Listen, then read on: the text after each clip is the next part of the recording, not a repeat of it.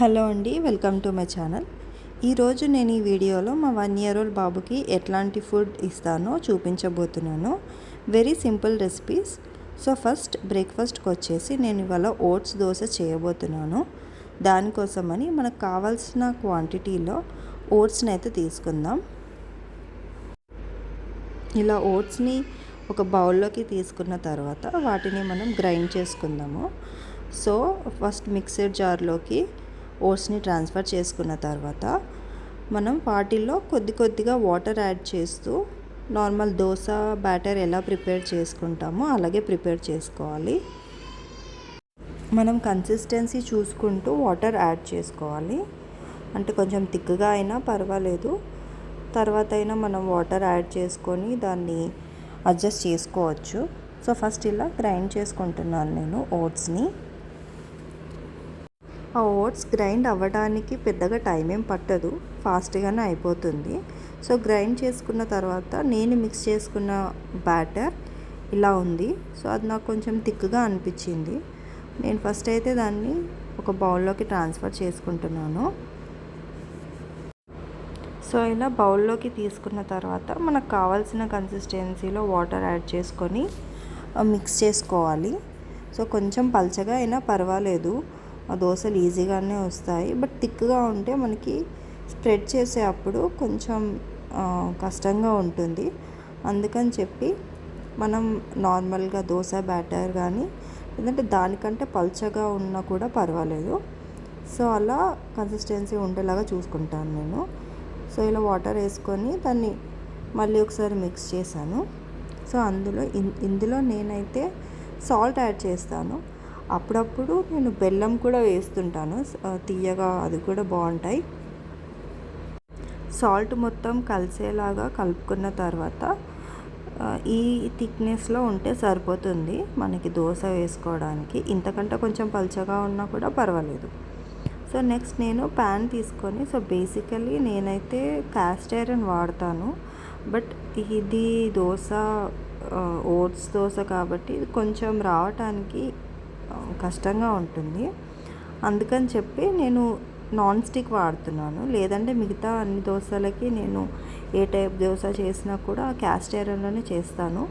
So బ్యాటర్ని నార్మల్గా మనం దోశ ఎలా వేసుకుంటామో అలాగే స్ప్రెడ్ చేయాలి. కాకపోతే కొంచెం చిన్న సైజులో వేసుకోవాలి.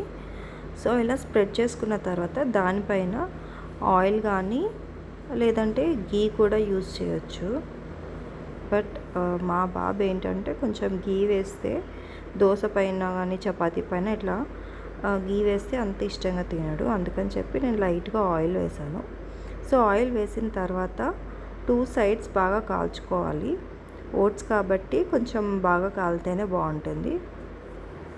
సో నేను ఇలా దోశలాగే కాకుండా నార్మల్గా మనం చేసుకుంటాం కదా, వాటర్లో బాయిల్ చేసి డ్రై ఫ్రూట్స్ మిల్క్ అవి వేసుకొని తింటాం కదా. సో అలా కూడా నేను అప్పుడప్పుడు ఇస్తుంటాను. సో నాకు ఎప్పుడైనా టైం ఉన్నప్పుడు ఇలా దోశ చేసిస్తుంటాను. 2 ఈజీగానే అయిపోతాయి. అండ్ ఈ బ్యాటర్ కూడా సో మిగిలిపోతే నేను ఫ్రిడ్జ్లో పెట్టుకొని నెక్స్ట్ డే కూడా వాడుకుంటాను. కాకపోతే బాబుకి వాడము, లైక్ మేము తింటాము. మేము కూడా ఈ దోశలు ఎక్కువ క్వాంటిటీలో చేసుకొని మేము కూడా తింటాము. బట్ బాబుకి మాత్రం ఏ రోజు ఆ రోజుది ఫ్రెష్గా ప్రిపేర్ చేసి ఇవ్వడానికి నేను ప్రిఫర్ చేస్తాను. సో ఇది బ్రేక్ఫాస్ట్. సో బ్రేక్ఫాస్ట్ అయిపోయిన తర్వాత వాడు తిన్న క్వాంటిటీని బట్టి, అంటే మనం చేసిన అన్ని పిల్లలు తినారు కదా, సో వాడు తిన్న క్వాంటిటీని బట్టి టైం చూసుకొని నేను మిల్క్ ఇస్తాను. ఒకవేళ ఎక్కువ తింటే కొంచెం ఎక్కువ గ్యాప్ ఇస్తాను, తక్కువ తింటే తక్కువ గ్యాప్ ఇచ్చి ఇస్తానన్నమాట. అండ్ నెక్స్ట్ లంచ్కి వచ్చేసి నేను ఆలూ కర్రీ చేయబోతున్నాను. సో నేనైతే నార్మల్గా రైస్ అండ్ కర్రీ అట్లా ఇవ్వడానికే ప్రిఫర్ చేస్తాను. సో మనం ఎలా తింటామో అలా ఇవ్వడానికే ట్రై చేస్తాను, ఎందుకంటే వాళ్ళకి అలాగే అలవాటు అయిపోతుంది అని చెప్పి. సో ఇక్కడ నేను ఆలు ఒకటే వేస్తున్నాను, లేదంటే నార్మల్గా ఆలు క్యారెట్ లేదంటే ఆలు స్పినాచ్ ఇలా కాంబినేషన్లో ఇస్తాను. బట్ ఆ రోజు ఓన్లీ ఆలు మాత్రమే ఉంది, అందుకని ఓన్లీ ఆలువే ఇస్తున్నాను. సో ఆలు పీల్ చేసుకొని మనం నార్మల్గా ఆలు ఫ్రై కర్రీ ఎలా చేసుకుంటామో అలాగే ప్రిపేర్ చేసుకోవాలి. బట్ క్వాంటిటీస్ కొంచెం వాళ్ళకి తగినట్టుగా తీసుకోవాలి. అండ్ నేను ఆ కాంబినేషన్స్ కూడా ఇండివిజువల్గా ఇచ్చిన తర్వాతే నేను కంబైన్ చేసి ఇచ్చాను. అంటే ఫస్ట్ ఓన్లీ స్పినాచే పెట్టి, తర్వాత ఓన్లీ క్యారెట్, తర్వాత ఓన్లీ ఆలు అలా పెట్టి ఓకే బాగుంటుంది బాబుకి అనుకున్న తర్వాత నేను కాంబినేషన్లో ఇవ్వడం స్టార్ట్ చేశాను. సో నెక్స్ట్ ఆలుని ఇలా చిన్న చిన్న పీసెస్గా కట్ చేసుకొని పెట్టుకుంటాను. సో నేను ఇప్పుడు మనం చేసిన ఈ కర్రీ వాళ్ళు ఖచ్చితంగా తింటారు, పెట్టినంత తింటారు అని లేదు. పిల్లలు కదా, వాళ్ళు ఒకరోజు బాగా తింటారు, ఒకరోజు తినరు. సో అందుకని నేను ఫ్రీక్వెన్సీ పెంచుతూ ఉంటానన్నమాట. అంటే ఇప్పుడు సపోజ్ ఈ కర్రీ మనం పెట్టిన అన్నం వాళ్ళు పెట్టినంత తినలేదనుకోండి, కాస్త గ్యాప్ ఇచ్చి వాళ్ళకు 1/2 అవర్ 1 అవర్ వాళ్ళు తిన్న దాన్ని బట్టి కొంచెం గ్యాప్ ఇచ్చి ఇంకా ఏదైనా ఇస్తానన్నమాట. ఏదైనా ఫ్రూట్ కానీ, లేదంటే మళ్ళీ ఒకసారి మిల్క్ ఇస్తాను, లేదంటే ఎగ్ బాయిల్ చేసిస్తాను. బటర్ మిల్క్ కూడా నేను ఫ్రీక్వెంట్గానే ఇస్తాను. అండ్ నేను ఇంట్లో రకరకాల లడ్డు ప్రిపేర్ చేసి పెట్టుకుంటాను. లైక్ డ్రై ఫ్రూట్ లడ్డు అట్లా ఏదైనా ఒకటి ఇంట్లో వెంటనే తీసి ఇచ్చేలాగా అలా కూడా నేను ప్రిపేర్ చేసి పెట్టుకుంటాను. అలా ప్రిపేర్ చేసి పెట్టుకుంటే వాళ్ళకి అది వాళ్ళకి చేతికి ఇచ్చేస్తే వాళ్ళే తినేస్తారు.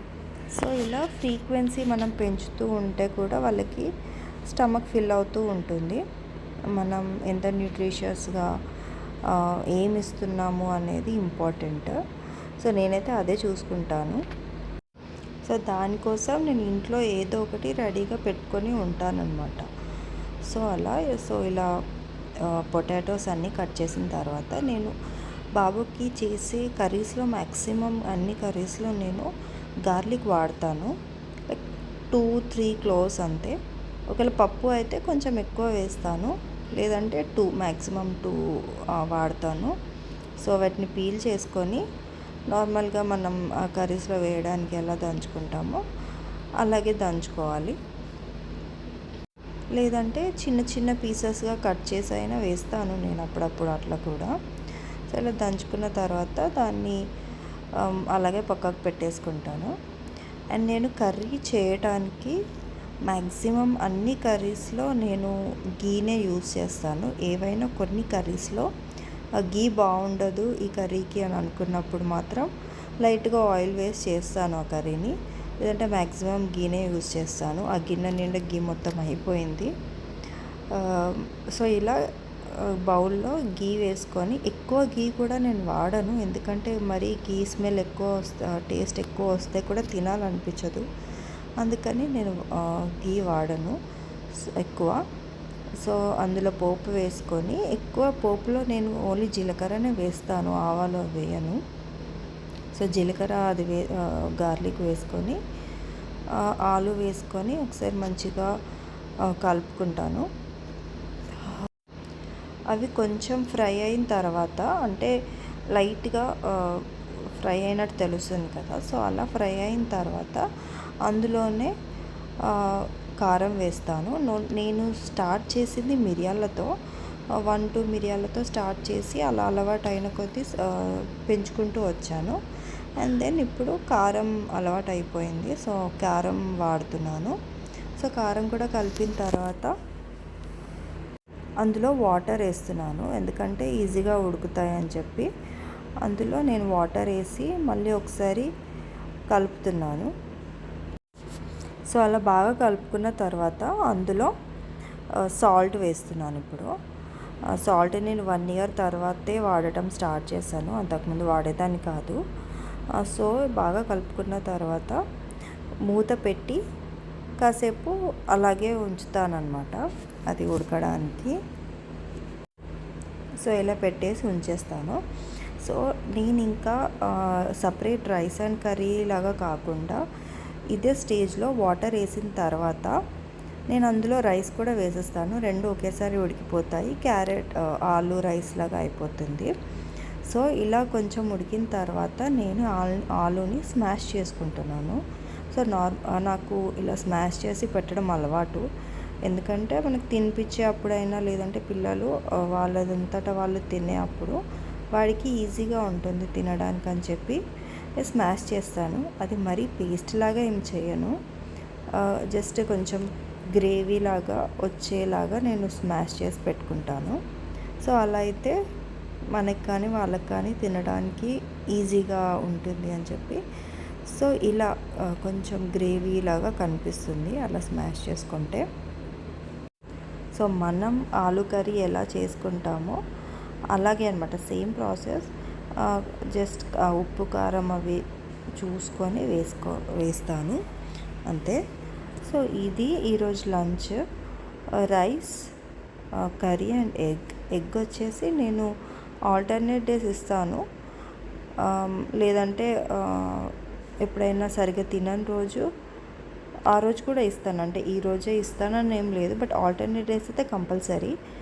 ఒకవేళ వాడు ఈరోజు సరిగ్గా తినలేదు అనుకుంటే ఆ రోజు కూడా ఇస్తాను. ఎగ్ మాత్రం చాలా ఇష్టంగా తింటాడు, అందుకని చెప్పి నేను ఎగ్ అయితే కంపల్సరీగా పెడతాను. అండ్ ఈవినింగ్ వచ్చేసి ఏదైనా ఒక ఫ్రూట్ ఇస్తాను. అండ్ ఫ్రూట్ ఒక్కటే కాదు, ఇంకా వేరే ఇంకొకసారి పాలు ఇస్తాను, లేదంటే లడ్డు, అట్లా ఏదో ఒకటి ఇస్తాను, బట్ ఫ్రూట్ కంపల్సరీగా. అండ్ డిన్నర్కి వచ్చేసి ఇది ఏం పౌడర్ అంటే మాకన్నా ఇంకా అటుకులు కలిపి అవి రోస్ట్ చేసి సపరేట్గా పౌడర్ చేసుకొని స్టోర్ చేసుకుంటాను. సో ఇది వాటర్లో కలిపి నార్మల్ మనం ఉగ్గు ఎలా చేసుకుంటామో అలాగే బౌల్లో వేసుకొని అందులో వాటర్లో కలిపేసి ఉడికించుకోవడమే. ఇది నేను ఒక 2-3 స్పూన్స్ వేస్తాను, అదైతే సరిపోతుంది. బట్ ఇది నేను డిన్నర్ టైంలో చాలా ఫ్రీక్వెంట్గా వాడను. ఎప్పుడైనా లైట్గా వాడు తినాలనుకున్నప్పుడు అప్పుడు మాత్రమే ప్రిఫర్ చేస్తాను, ఎందుకంటే ఇది చాలా లైట్ ఫుడ్. ఎక్కువగా తినలేరు, ఎక్కువగా అంటే అప్పటికే చాలా తినేసి ఉన్నాడు, డిన్నర్ పెట్టాలి అనుకున్నప్పుడు మాత్రమే నేను ఇది ప్రిఫర్ చేస్తాను, లేదంటే ఇది చాలా లైట్గా ఉంటుంది ఫుడ్. బట్ ఇది కూడా చాలా బాగా తింటాడు, అటుకులు అది ఆ ఫ్లేవర్ బాగా ఉంటుందేమో, ఇది కూడా మంచిగా తింటాడు. సో నేను మాకన్నాతో దోశ కూడా చేస్తాను, మాకన్నా అటుకులు రవ్వ, అండ్ సమ్టైమ్స్ ఇందులో కూడా నేను రవ్వ కూడా కొంచెం హెవీగా కావాలనుకుంటే ఇందులోనే కొంచెం రవ్వ వేసి ఉడికిస్తానమాట. అది కూడా పెడుతుంటాను. అలాగే దోశ కూడా చేస్తాను వాటిని నానబెట్టి. సో ఇదన్నమాట. సో ఇలా మధ్యలో కలుపుకుంటూ నేను కొన్ని వాటర్ ఎక్కువ యాడ్ చేశాను, అందుకని ఇది కొంచెం ఎక్కువ టైం పడుతుంది, లేదంటే అంత పెద్దగా టైం ఏం పట్టదు. సో ఇలా మధ్యలో కలుపుకుంటూ అది కొంచెం దగ్గరికి అయిన తర్వాత అందులో సాల్ట్ వేసుకొని, లేదంటే ఇందులో బెల్లం కూడా వేసుకొని దగ్గరికి అయిన తర్వాత ఉగ్గులాగా అవుతుంది. ఆ టైంలో తీసి నేను సర్వ్ చేస్తాను. సో ఇది నేను డిన్నర్కి ఇచ్చింది, అండ్ ఇది నేను ఈరోజు మా బాబుకి ఇచ్చిన ఫుడ్. అండ్ ఇదే కాదు, of course they differ every day. Thank you so much for watching.